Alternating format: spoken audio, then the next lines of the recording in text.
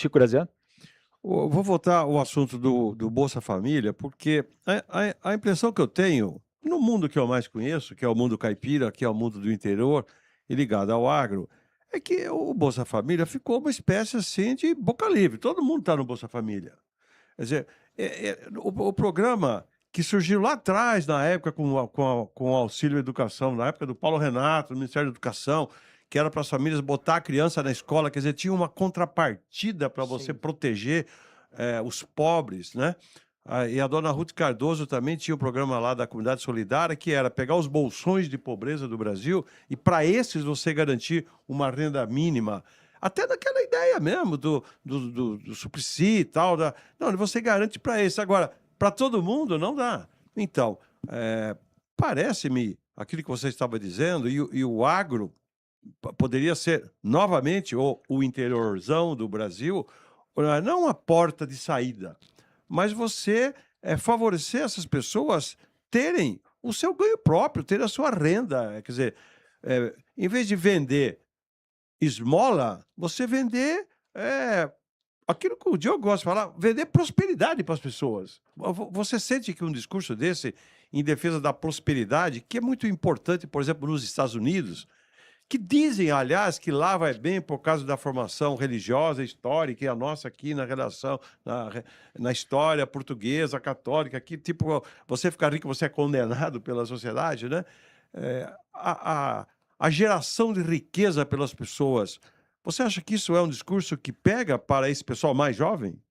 Por mais jovem, com certeza. Há uma ambição, e isto aqui gerou isso. Tem uma história, não quero me estender em história, mas é legal trazer. Boa parte do fim da legitimidade do regime da União Soviética se deu na Olimpíada de Moscou de 80, quando os soviéticos viram o mundo ir lá para Moscou para assistir às Olimpíadas, e aí viram as câmeras fotográficas, as roupas, toda a tecnologia que o outro mundo tinha, e falaram, meu Deus, eu vivo nas trevas aqui. E aquilo assustou a população e aquilo ajudou a terminar de correr o regime. O celular tá fazendo com que as pessoas que vivem nesses rincões com Bolsa Família falem, a vida não precisa ser assim. Tem gente vivendo muito melhor em outros lugares. E isso ajudou, olha o exemplo que deu, a motivar uma migração diferente. Antigamente a migração era São Paulo, Rio. Hoje a migração, assim, gente do Pará vai pro Paraná, gente do Maranhão vai pro Mato Grosso, gente da Bahia tá indo pra Goiás. Hoje a migração é difusa, porque as pessoas estão vendo muita coisa diferente acontecer em outros lugares. E as pessoas querem essa prosperidade. É nítido, as pessoas querem consumir, as pessoas veem modos de vida que elas falam, pô, isso aqui é o que eu queria consumir tal coisa, eu queria comer tal carne, eu queria vestir tal roupa. Isso está acontecendo. O problema é que quando você está num lugar que não tem atividade econômica, e eu tô falando desses rincões do Nordeste, na região Norte, é desesperador. E aí a pessoa tem 3 caminhos. Desistir, muitas desistem e ficam simplesmente no assistencialismo. 2, migrar. E 3, crime. E a gente tem que oferecer o caminho justamente da prosperidade lá. E tem muito caminho. Conversei com a Confederação da Agricultura e falou, olha, o setor que mais emprega no agro é o cinturão verde, hortifruti. O Nordeste tem pouquíssimo hortifruti. Vamos levar muito cinturão verde para lá. Vamos fazer um programa junto? Bora, vamos fazer um programa. Vamos levar o agro organizado, mecanizado para outro setor? Vamos começar a gerar e vamos invadir essas cidades pequenas com atividade produtiva. Isso, mais frente de trabalho, resolve muita coisa. Só que isso não para ali. A política de desfavelização que a gente precisa fazer nas grandes cidades vai fazer com cidades como São Paulo e Rio. E lembrando, São Paulo é a cidade que mais tem Bolsa Família.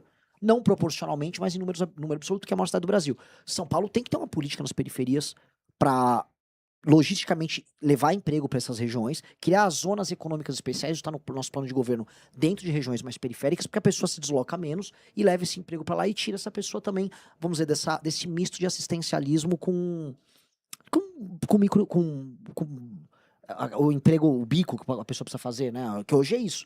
Hoje o agro, uma das coisas que mais reclamam em todo o Brasil não consigo ninguém para trabalhar CLT, e todo mundo sabe que o Ministério Público do Trabalho tá louco para ferrar o agricultor, porque a pessoa que tá no Bolsa Família chega e fala, não quero registrado, vamos fazer um por fora. E aí é uma baita insegurança jurídica para o agricultor, que pode tomar uma fiscalização e se ferrar, e enquanto outra pessoa fala, né, eu tô no Bolsa Família, não quero perder.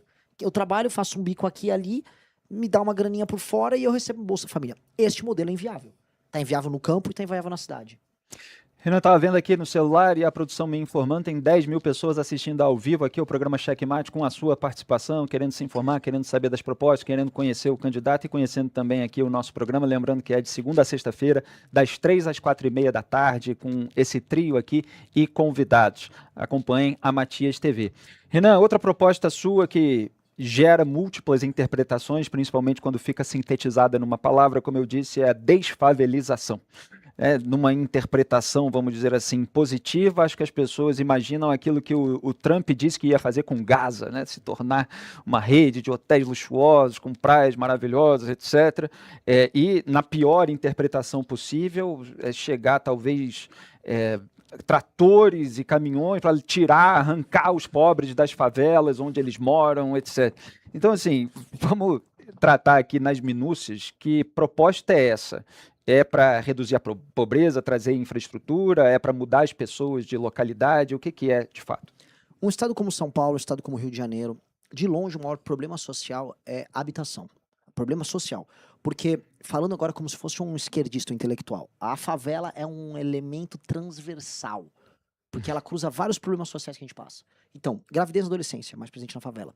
Menor desempenho educacional na escola, favela.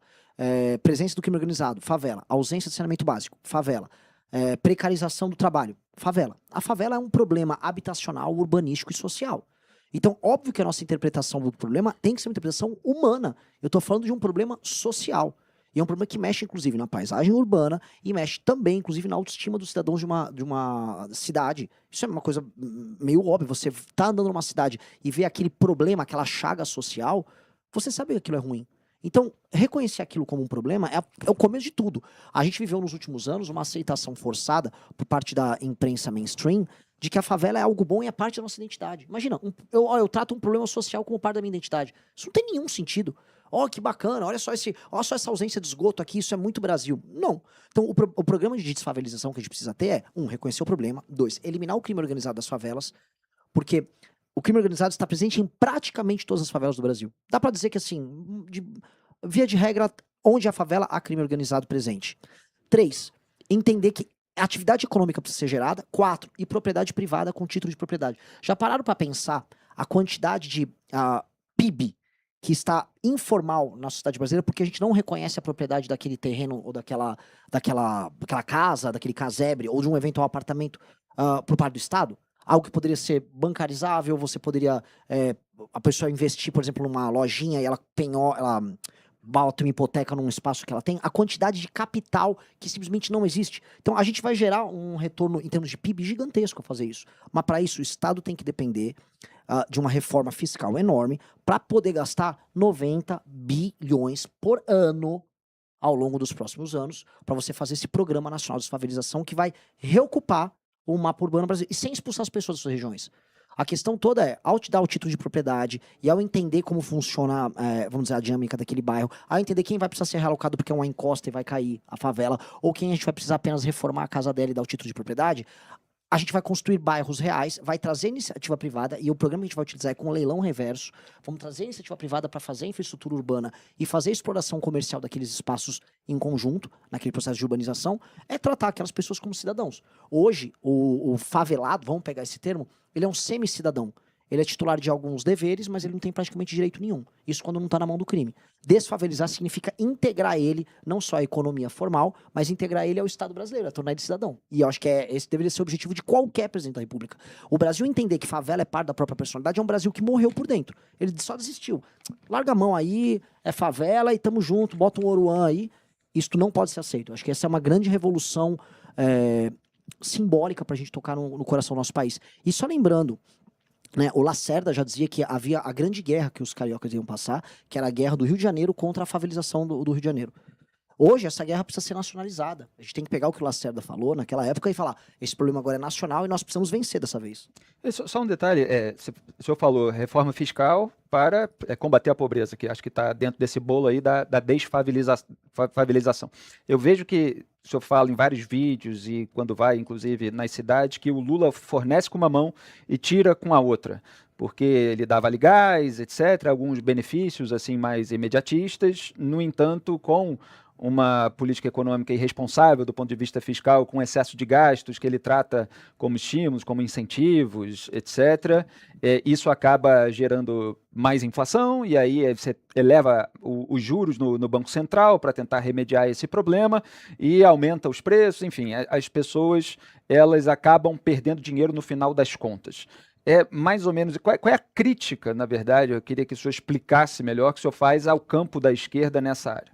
É basicamente isto. Você explicou melhor do que eu costumo explicar. Quando o governo fica dando coisas supostamente de graça, por exemplo, o botijão de gás ou a energia elétrica de graça, que também não é de graça, eles incidem sobre a conta ou sobre o fornecimento daquele serviço. Em geral, isso recai sobre a classe média. Isso acaba gerando pressão inflacionária. Ao gerar pressão inflacionária, os preços em geral vão aumentar. Ao ter um aumento de preço, o que você deu de graça para a pessoa, olha, agora eu tenho um gás mais barato, o Lula me deu um gás. Tudo bem, mas o preço do arroz ficou mais caro. Tudo bem, mas a carne ficou mais caro. O que você vai cozinhar ali com esse gás vai ficar mais caro. Então a pessoa imediatamente já percebe o aumento de preço. E ainda tem a questão dos juros. Porque ao ter uma política econômica, uma política fiscal responsável, naturalmente os juros sobem não só para conter a inflação, mas também pela queda de credibilidade do Estado. E ao ver a queda de credibilidade da capacidade pagadora do governo, aí as pessoas, né, os investidores, olha, vou ter que, né, eu adquiro os seus títulos, mas tem que me pagar mais, que é a situação que a gente está agora. Situação que pode virar uma situação daqui a alguns meses de dominância fiscal, em que não há nada a se fazer, que é para onde o Estado brasileiro está caminhando. O cidadão brasileiro, mesmo com tanta coisa sendo dada pelo Lula, já percebeu que ele está cada vez mais pobre. Acho que isso é uma percepção geral. A classe média vê mais rápido, mas as pessoas mais humildes perceberam também. Então isso é um tema já dessa eleição. E eu acho que é importante que seja, porque o populismo uma hora passa a ser brecado. Porque a pessoa passa a perceber que me deu o botijão, mas tá tudo mais caro. Então é bom, veja só que cruel eu tô falando aqui, é bom que as pessoas percebam logo isso, porque as pessoas têm que sair de um modelo em que, né, o governo gasta demais e ir para um modelo em que o governo gasta de menos e aí sobra mais dinheiro para elas. Diogo. Bom, tudo isso faz muito sentido, etc., mas as pessoas têm que escutar a sua fala, né? E já tem o problema de que a sua penetração analógica não é muito grande, pelo menos até agora. Tempo de televisão, me parece que não vai ter, ou se tiver vai ser muito pequeno. A possibilidade que os debates fiquem esvaziados, ou você vai conseguir inflar a campanha nos debates? Eu acho essa é uma provocação sua muito boa, porque aqui eu tô num ambiente com pessoas muito inteligentes e a live tá enorme, e uma live com 10 mil pessoas é maior do que a live do lançamento da candidatura do Flávio. O Flávio falou simples, dançou, e a gente teve mais audiência aqui falando de coisas complexas do que ele lá. O que mostra que tem muita gente no Brasil procurando solução séria. E a gente, com todo o respeito aos demais pré-candidatos, nós estamos trazendo propostas sérias. Eu estou discutindo coisas, inclusive, impopular aqui. Então, isso mostra que é um caminho. Esse caminho, quando for colocado no analógico, quando eu aparecer na TV para falar isso, vai acontecer igual no digital. Porque a verdade é a verdade em qualquer ambiente. E, modéstia à parte, também considero que eu falo melhor do que os demais. Há uma tentativa, e eu acho que esta é a grande questão, o Felipe também trouxe, de esvaziamento dos debates. Que é o Lula não ir, aí o Flávio ficar com a desculpa perfeita para não ir também, e aí fazer um debate de comadre entre eu, o Caiado e o Zema. E aí não teria a audiência que teria com os dois, e aí eles simplesmente vão fingir que não há eleição pro eleitor votar no embalo. Eu acho que isso vai ter um efeito contrário, grande. As pessoas agora vão dar atenção para a eleição. Agora, a atenção que estava sendo dada para a política até a Copa era mínima, passou a Copa, agora a atenção aumenta. E as pessoas vão querer ouvir as respostas dos demais candidatos, especialmente o Lula, que em condições normais de temperatura e pressão, não sendo Flávio, ele perde. Não sendo Flávio, o Lula vai perder a eleição. O Lula, toda a aposta dele é no Flávio. Então ele finge que tá muito seguro, mas na verdade ele tem que contar com a ida do Flávio pro segundo turno. E o Flávio, ele quer ir pro segundo turno nem que seja para perder, porque aí ele mantém a liderança da direita. É só as pessoas entenderem essa farsa que as pessoas vão olhar para quem tá em terceiro e vão elevar. Modéstia à parte, eu estou conseguindo fazer isso por enquanto digitalmente. Havendo um espacinho, não precisa de muito, no analógico a gente brilha. Mas para não perder a provocação, o senhor é comadre do Romeu Zema, do Partido Novo? Não, muito... Eu não sabia. Não, infelizmente, inclusive no trio ali, eu acho que eles vão vir pra cima de mim, inclusive. Mas eu falo muito de comadre porque, né, vão ficar os três ali falando mal do Lula, falando mal do Flávio, vamos discutir. Mas assim, a forma como Os três falando mal do Flávio, o senhor acha? eu acho que o Zema, ele vai falar que o Flávio é um cara inadequado. Ele vai falar de maneira muito calma. Olha, o Flávio errou. Mas vai falar alguma coisinha. Eu vou ser bem mais vocal. O Caiado, acho que vai ensaiar alguma coisa um pouco mais intensa. Mas no fim do dia, eles não são dois bandidos como o Lula e como o Flávio. Então as pessoas estão esperando sangue e espetáculo nos debates, como foi agora na última eleição de 24. Não acredito que verão. Eu não sou uma pessoa que vou baixar o nível. Eu quero mostrar que eu tenho propostas melhores do que eles. Então quem está esperando sangue no debate não verá. As pessoas precisam ter o Lula e o Flávio ali presentes para que as coisas sejam discutidas. Chico. Gostou do vídeo?